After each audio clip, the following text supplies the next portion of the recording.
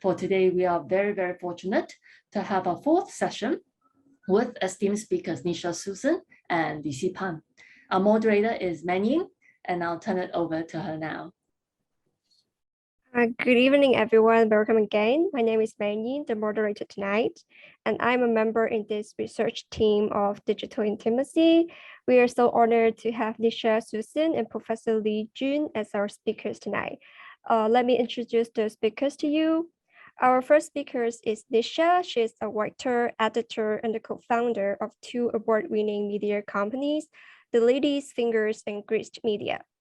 She currently writes Chip Thrills, a column on millennials, time, and obsession for Mint launch, and her nonfiction is focused on culture, gender, and politics. Her fiction explored the intimacy and strangeness that the internet has brought to India, like The Woman Who Forgot to Invent Facebook and Other Story, which is her first collection of the short fiction. So let's over to you now, Nisha. Thank you. Thank you for that lovely introduction, and thank you everyone for having me. I'm deeply thrilled and honored to be part of this very exciting group.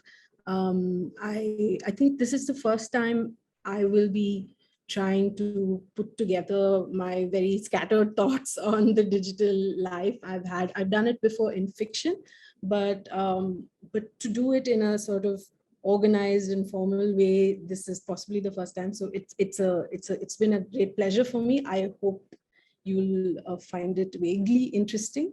It is highly personal and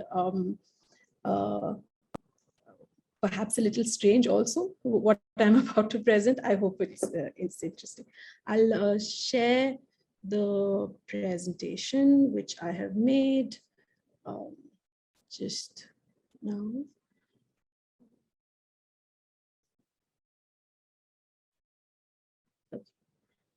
So,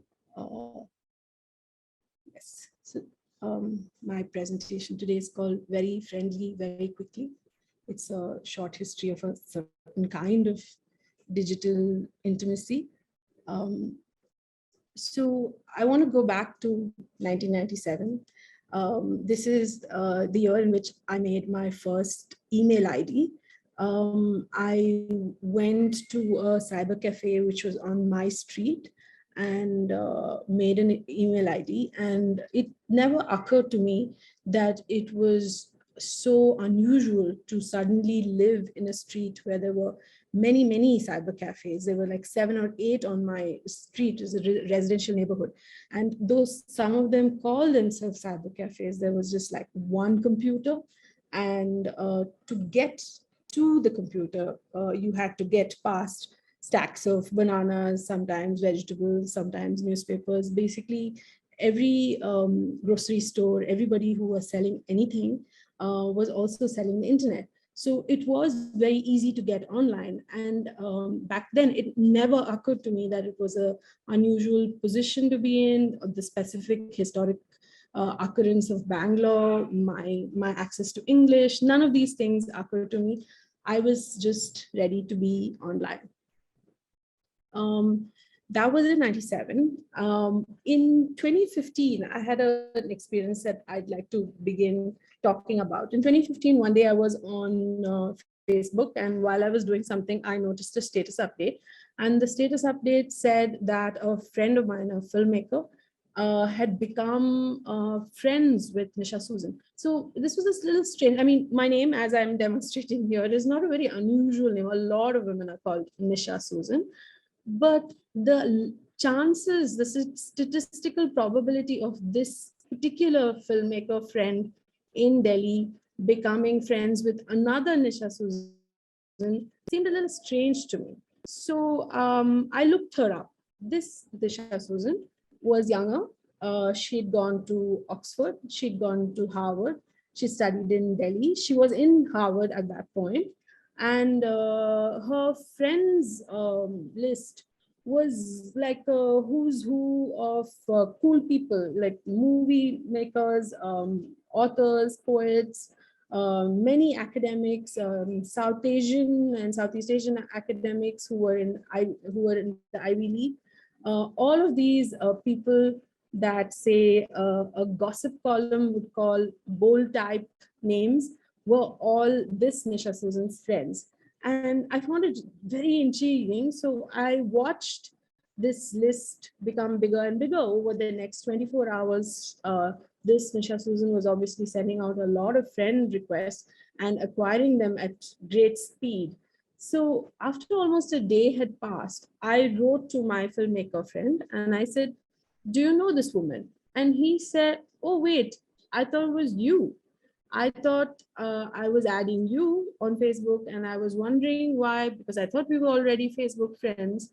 So then I wondered, what was it, what that was going on here? This was, it didn't seem like a real person. I was confused by the situation, but I was also intrigued by the fact that this particular Nisha seemed like a much better version of me. She was like an improved, newer, better model, like an updated model.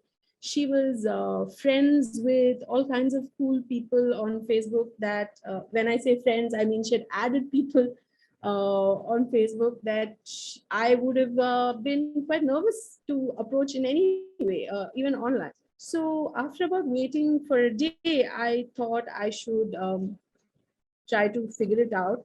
I looked more carefully. There were no pictures, which is always an indicator. And there was another odd detail.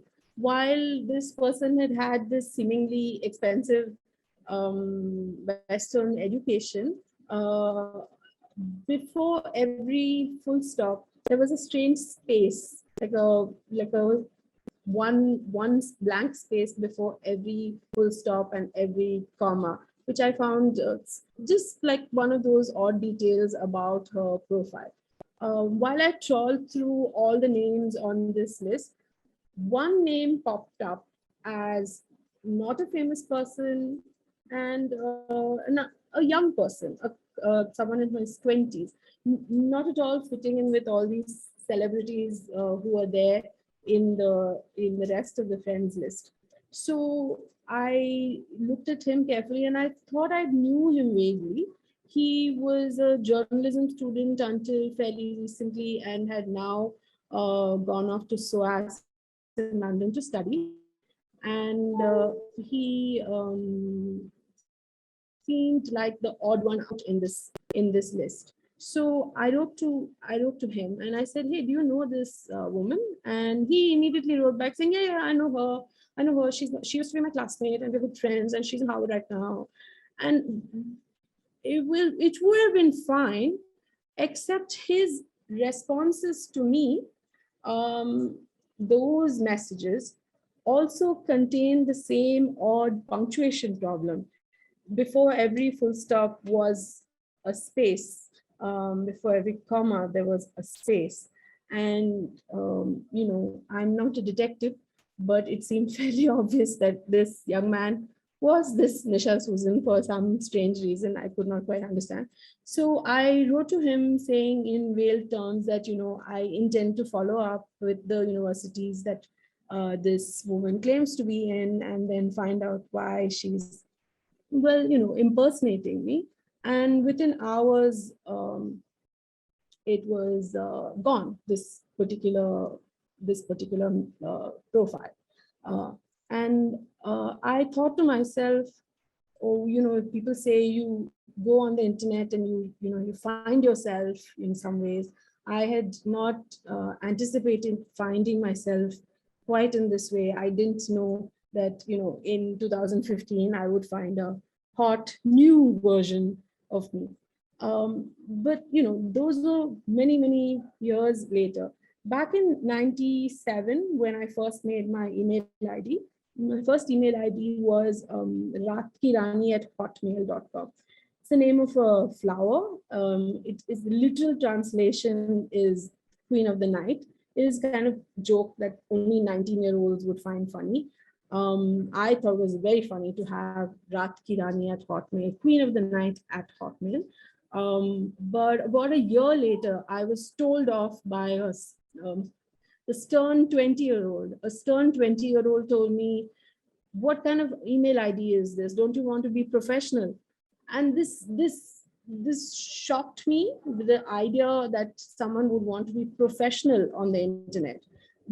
I wasn't on the internet to be professional. What was I doing? Mostly, I was making friends and hanging out with strangers and finding lots of, general hangout spaces like Yahoo Messenger, all defunct now, or highly specific interests. If you were into flowers, there was somebody that you could find on the internet. If you wanted to be part of a poem group, a poem a day group, you could be part of it. One night at 2 in the morning in a cyber cafe, I found myself sitting next to a very sweet man, and we chatted a bit, and all was well until I, looked over on his screen and realized that he was on a website for people who had sexual fantasies about dogs. After which I did not speak to him much, but this really was the happy wild wild west of the internet, and certainly I wasn't there to be professional.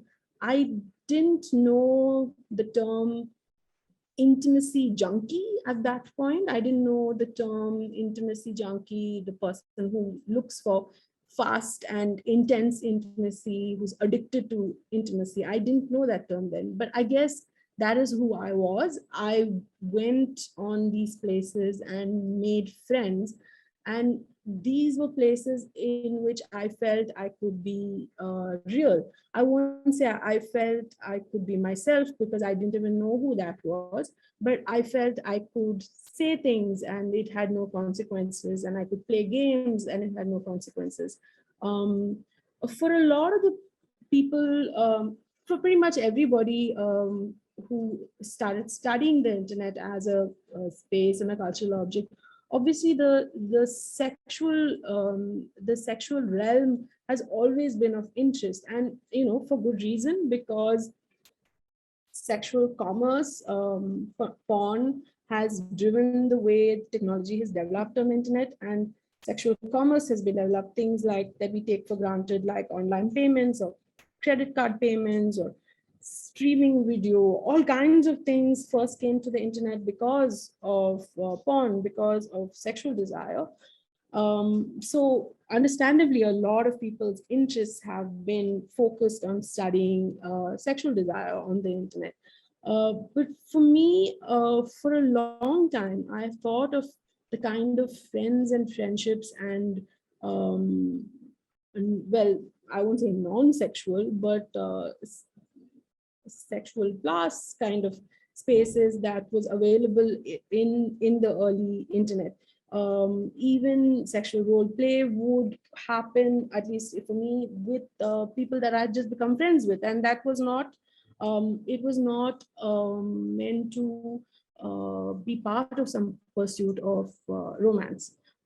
So this particular thing and how it has changed has been of great interest to me. My comfort with uh, anonymous relationships has been huge thanks to that particular moment of entering the internet.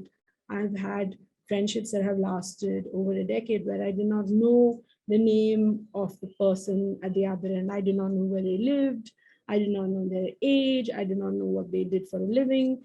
And this comfort with anonymity in fairly thick friendships lasted until fairly recently. And it has also transferred into other realms. A few years ago, a person on the internet and I helped organize relief work for a flood in our neighboring states. So we organized money, volunteers, materials. We did fundraising. We did all kinds of things. But the woman who eventually I found out she was a woman.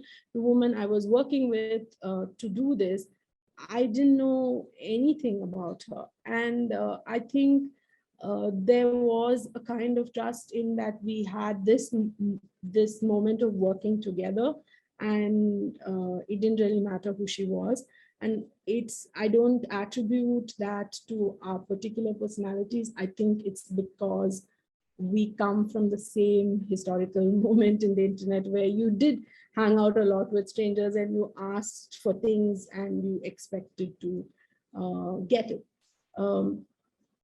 This is not to say that nothing bizarre or uncomfortable or dangerous ever happened.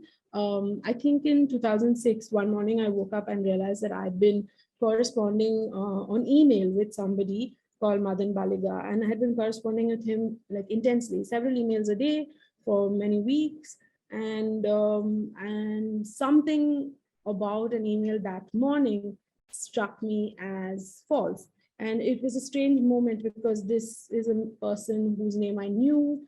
I thought I knew his job, like because he told me. We had a very platonic connection. We spoke about books and people that we knew, or not people that we knew, but worlds that we knew in common. And it was a very avuncular sort of approach from his end, and I quite enjoyed like having this friendship with an erudite person. But something about that moment made me feel like it wasn't real. And then I looked him up and I couldn't find him in any way on the internet. And then I looked at some of the things that he had referred to. For instance, he had talked about a novel, a Thai novel, and I looked up the novel and the novel did not exist.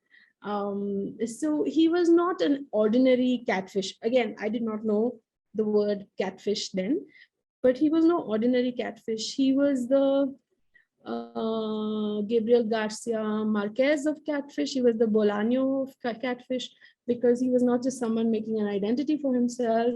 He had made a whole fictional universe and had also created little works of literature, to fake literature, to discuss with me. And so at the moment when I was trying to figure, is he real? Who is he?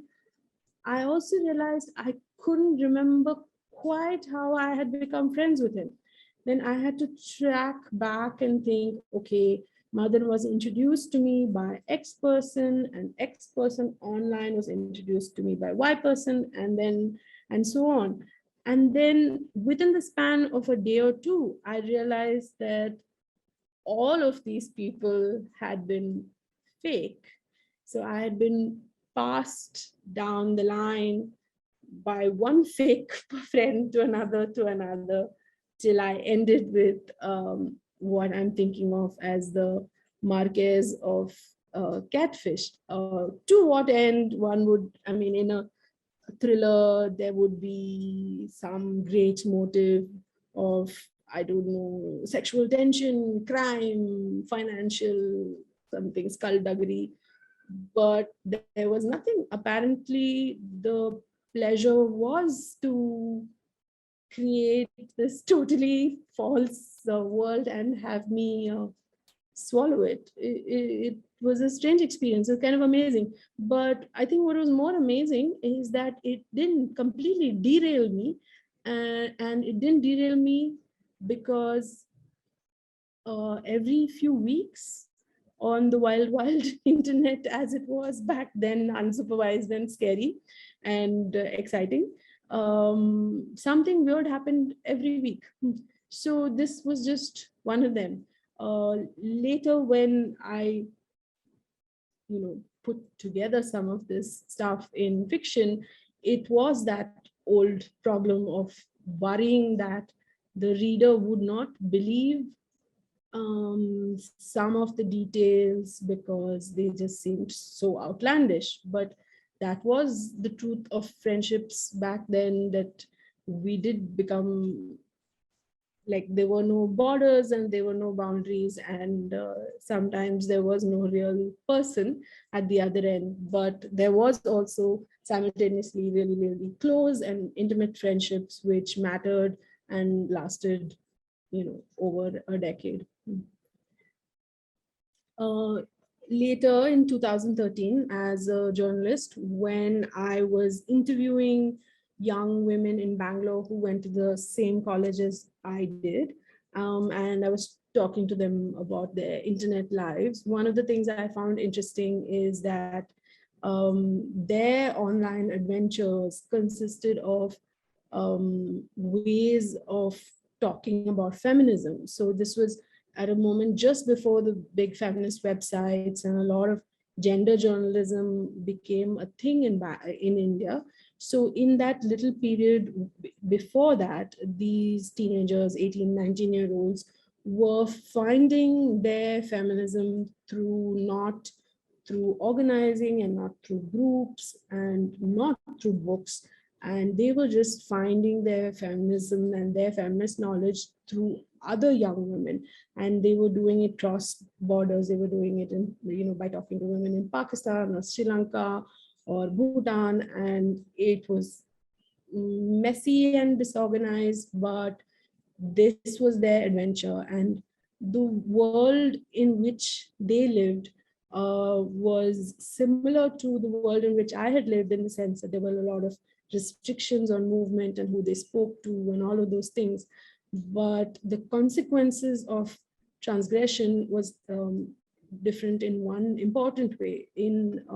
At the time that I was a college student, young women who transgressed would be locked up, beaten up, married off, all of those things. And those panoply of options remain intact.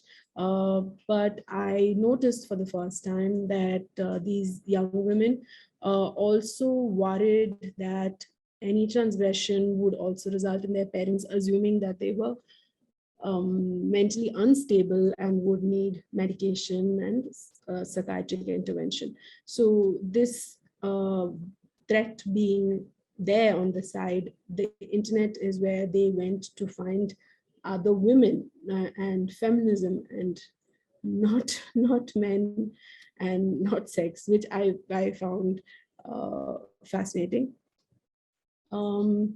This is the part of the presentation which I'm finding slightly comical in my attempts to put a timeline on it. In around 2009, I feel like everybody I knew was getting online. When I'm saying everybody I knew, I don't mean my friends. I meant like the local police organization in whichever city would get a Facebook page. And the fact that the police had got a Facebook page would become news. It would be reported in the papers. All my friends were already online, and now it was the turn for our parents to get online.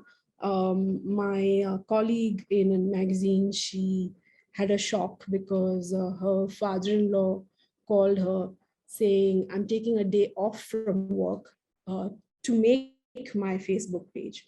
I'm going to make my Facebook page, so it takes a day." So he took a day off from his government job and he made it nicely, and he post pictures and he constructed his bio. And it was that kind of time where there was a sort of digital promenade where you noticed each other's bios and you commented on it, and you change your bio frequently. And on Facebook, people wrote long, meaningful notes. My friend's father-in-law, who took the day off to make the page, he wrote a long, meaningful note about how he loved it when in winter in his hometown in Lucknow, when there was like severe fog. He said in his very poetic note that when it was very foggy, he liked to walk down this main promenade and touch unsuspecting women. So my friend didn't know quite what to do, because for the first time we had to deal with the unwanted shared intimacies of a generation older than us. But it was part of a world in which we were realizing that everybody was online and everybody was feeling the pressure of being online in a very particular, somewhat manicured way. It was still early days, so the pictures that you took of yourself were slightly awkward. You wrote things which were slightly awkward. You confessed that you like to touch women in the fog. But this this was the world in which we were. And sorry, this was also slowly moving into a place where social circles on the internet were smaller and smaller. While the internet had always been a place where you could go and find your particular community, like if you were addicted to Peppa Pig cartoons. I mean, Peppa Pig didn't exist then, but whatever. Peppa Pig cartoons, you could find somebody who was into it. If you were addicted to swimming in the nude, then you could find a community for that.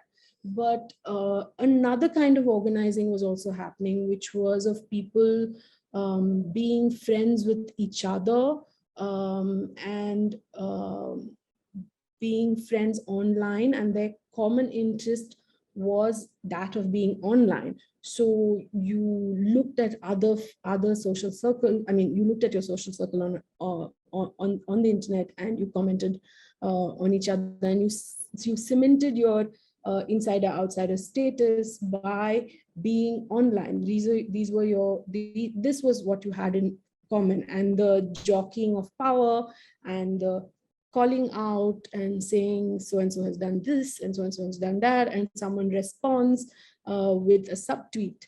The subtweet was quite a thing at that point, that you'd come online and you'd see the subtweet, and then you would ask your friend, who is this person that the subtweet is about? So you have to try to guess. But if you don't know, that means you're out of the circle, and obviously, like you are not as cool as you thought you were. So that there was that moment of the coded message having a lot of power, because the social circles were still sort of tight and small.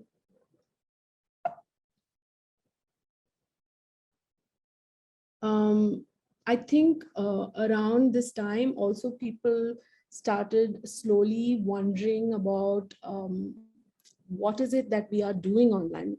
There was a moment when we would look at our friends and say, this is my perfectly lovely and normal friend, but online her personality seems to be very, very different. And we would all start discussing this thing. The idea of the influencer was not there yet. The word influencer was not something we knew yet. But there were a lot of people in the trajectory towards influencer, which is having a very cultivated public image. And now the cultivation didn't necessarily mean gentility or politeness or any of those things. Cultivation was a kind of monochromatic image of being interested in only one kind of thing, dressing in a particular way, saying only one kind of thing. It could be political or it could be fashion, but fashioning yourself, your personality as a brand. So your online presence is your brand, your personality is a brand. So the internet, as we were watching, was going rapidly from being a place of play, of trying out goofy things and silly things, to a place where you would think of your online presence as your resume or your CV, to a place where your online presence was your shop in some sense. You were selling something, you were expecting your personality to be monetized in some way. To understand the speed at which this was happening, in 2013, culture, journals, magazines all around the world, including one that I ran, was running long essays about the word selfie and the idea of the selfie, and what did it tell us about our times and women and feminism and all kinds of things. And so that was 2013. I mean, the idea, 2 years down the line, 2 or 3 years down the line, that we would run essays about the word selfie was comical. In 2015, I was part of a feminist film festival. And one of the things that we did was host a YouTube party. Basically, we just screened a bunch of videos of interest to feminists, which were on YouTube. And it was considered a very cool and cute and quirky thing to do. Look at this quirky thing on the internet that we are now showing. Within 2 years, from 2015 to 2017, this would be like unimaginable. This was already a piece of digital history, because YouTube was already a very, very corporate owned place.